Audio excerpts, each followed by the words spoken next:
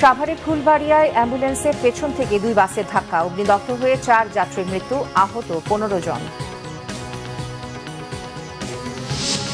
অধ্যাপক প্যাট্রিক কেনেডির অধীনে লন্ডন ক্লিনিকে বিএনপি চেয়ারপারসন বেগম খালেদা জিয়ার চিকিৎসা চলছে, করা হচ্ছে বেশ কিছু পরীক্ষা।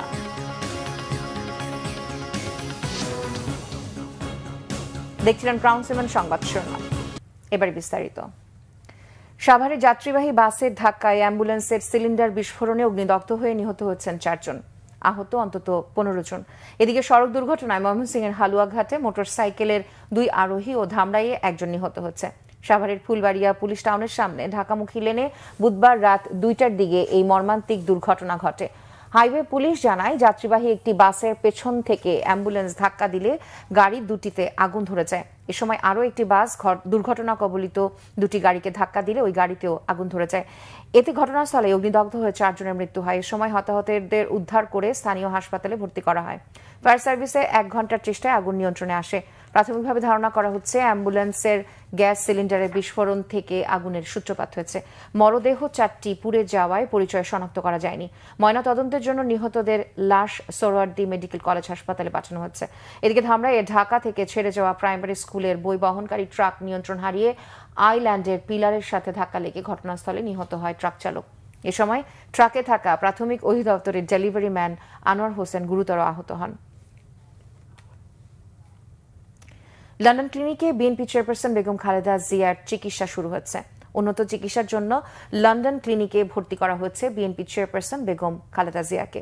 অধ্যাপক প্যাট্রিক কেনেডির অধীনে চিকিৎসা নিচ্ছেন তিনি। পরে উন্নত চিকিৎসার জন্য তাকে যুক্তরাষ্ট্রে নেওয়া হতে পারে। হাসপাতালে ভর্তি করার পর বেগম খালেদা জিয়ার বেশ কিছু পরীক্ষা করা হচ্ছে। চিকিৎসকেরা তাদের প্রাথমিক কার্যক্রম শুরু করে দিয়েছেন। এর আগে বাংলাদেশ সময়ে বুধবার দুপুর 2:55 লন্ডনের হিথ্রো বিমানবন্দরে পৌঁছেন বেগম খালেদা জিয়া। বিমানবন্দরে বেগম খালেদা জিয়াকে স্বাগত জানান ছেলে তারেক রহমান, পুত্রবধূ ডাক্তার জোবায়দা রহমান। পরে নিজে গাড়ি চালিয়ে মাকে হাসপাতালে নিয়ে যান তারেক রহমান। ঢাকা আলিয়া মাদ্রাসা মাঠে অস্থায়ী আদালত বসিয়ে বিডিআর বিদ্রোহের বিচার কাজ আজ থেকে শুরু হওয়ার কথা। তবে এর প্রতিবাদে মাদ্রাসার সামনে সড়কে অবস্থান নিয়ে বিক্ষোভ করছেন শিক্ষার্থীরা। বুধবার সারা রাত অবস্থান নিয়ে বিক্ষোভ করেন তারা। বৃহস্পতিবার সকালেও শিক্ষার্থীদের ওই সড়কে অবস্থান নিতে দেখা গেছে। দাবি আদায় না হওয়া পর্যন্ত তারা সড়ক ছাড়বে না বলে হুঁশিয়ারি দিয়েছেন। এদিকে আজ বিচার কাজ শুরুর বিষয়ে আইন মন্ত্রণালয় থেকে নির্দেশনা দেয়া হলেও সেখানে অবস্থিত অস্থায়ী আদালত, পুলিশ, এবিপিএন সদস্যদের প্রবেশ করতে দিচ্ছেন না শিক্ষার্থীরা। তাদের দাবি, আলিয়া মাদ্রাসার মাঠ শিক্ষার্থীদের কারা কর্তৃপক্ষ অবৈধভাবে মাঠটি দখল করে সেখানে দীর্ঘদিন ধরে আদালত পরিচালনা করছে। তারা মাঠ দখলমুক্ত করতে চান। বকশীবাজার মোড় থেকে আলিয়া মাদ্রাসা মাঠের দিকে সড়কটিতে অবস্থান নিয়েছে শিক্ষার্থীরা। লোকবলের অভাবে নারায়ণগঞ্জের রূপগঞ্জ উপজেলায় স্বাস্থ্য ও পরিবার পরিকল্পনা সেবা পাওয়া যায় মাঝে মধ্যে। প্রয়োজনীয় স্বাস্থ্য সেবা পাচ্ছেন না প্রসূতি মা ও শিশুরা। ব্যাহত হচ্ছে টিকাদান কর্মসূচিও। খলিল সিকান্দারের তথ্য ও ছবিতে ডেস্ক রিপোর্ট। রূপগঞ্জ উপজেলার 2টি পৌরসভা, 7টি ইউনিয়নের স্থায়ী ও অস্থায়ী বাসিন্দা রয়েছে প্রায় 8 লাখ।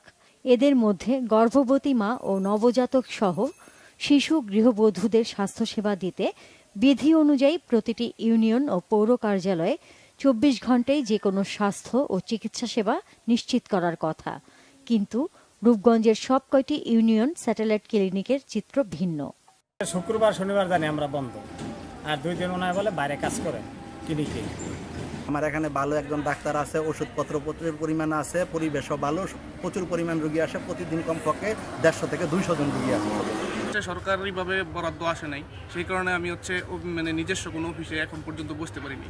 পরিদর্শকদের ম্যানেজ করে কতিপয় অসাধু কর্মচারীর সহায়তায় ওষুধ ও নানা সরঞ্জাম সরিয়ে নেওয়ার অভিযোগ রয়েছে।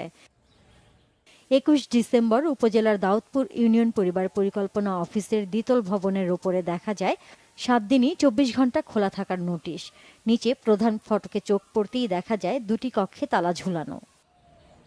একই চিত্র মুরাপাড়া ইউনিয়ন সেন্টারেও। নিজস্ব ভবন নেই বলে উপজেলা পরিষদের পুরনো গোডাউনের একটি কক্ষে সপ্তাহে 1-2 দিন সেবা দেয়া হয়, তাও মাঝে মধ্যে।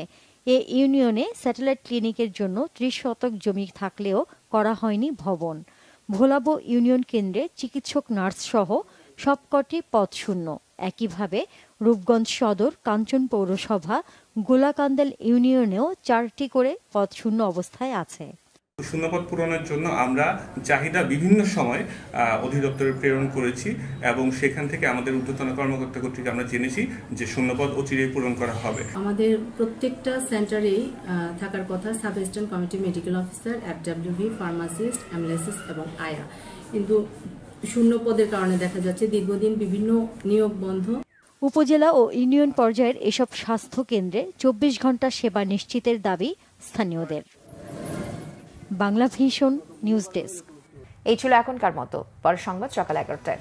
এছাড়া বাংলা ভিশন সংবাদ ও সংবাদ সংশ্লিষ্ট অনুষ্ঠান দেখতে ভিজিট করুন www.bbnews24.com ও facebook.com/banglavishnnews এবং সাবস্ক্রাইব করুন youtube.com/banglavishnnews। এতক্ষণ সাথে থাকার জন্য ধন্যবাদ সবাইকে।